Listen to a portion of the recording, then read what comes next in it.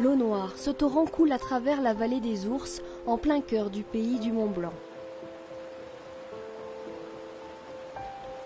Aujourd'hui, sur la commune de Valorcine, Marc, guide de pêche, initie son ami Jean-Marc à la pêche à la mouche.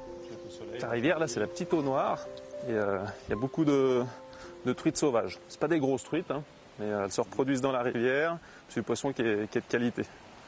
Donc on va pas se mettre en hauteur, tu vois, parce que le poisson va nous voir, on va l'effrayer et du coup on pourra plus le pêcher. On va juste se mettre vers le caillou et puis on s'assiera et je te montrerai deux, trois choses.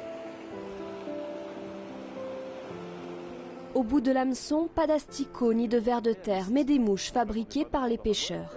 Ils imitent parfaitement les insectes à chaque étape de leur vie. En quelques minutes, avec dextérité, Marc crée un leurre qui se rapproche des nymphes vivant actuellement dans ce cours d'eau et dont les truites Fario se délectent. Trouver le bon appât est une chose, lui donner vie dans l'eau en est une autre. Si vous pêchez avec une nymphe par exemple, ça sera l'imitation d'une larve qui vit sous l'eau.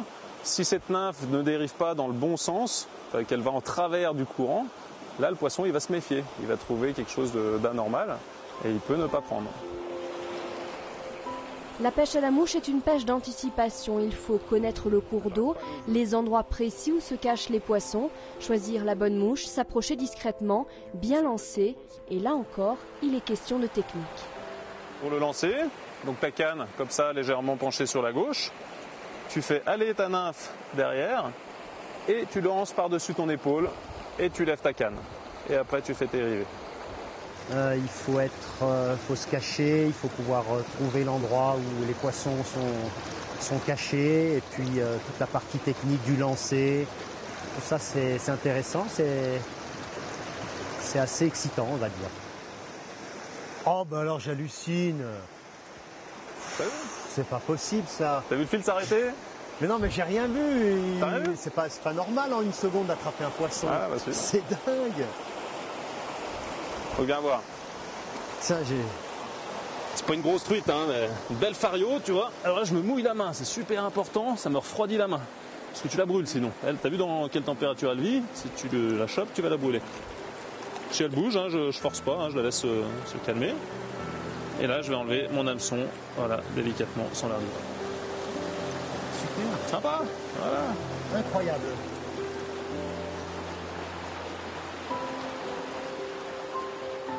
La pêche à la mouche est réputée pour être plus écologique et surtout plus respectueuse.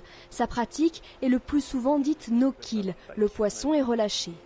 Les guides de pêche sont à votre disposition pour vous initier. Sachez que cette pêche peut se pratiquer du mois de mars au mois d'octobre, mais d'après les professionnels, les plus belles prises se réalisent généralement fin mai, début juin. Loisir pour certains, sport pour d'autres, la pêche à la mouche reste une bonne occasion de découvrir de manière ludique le pays du Mont Blanc.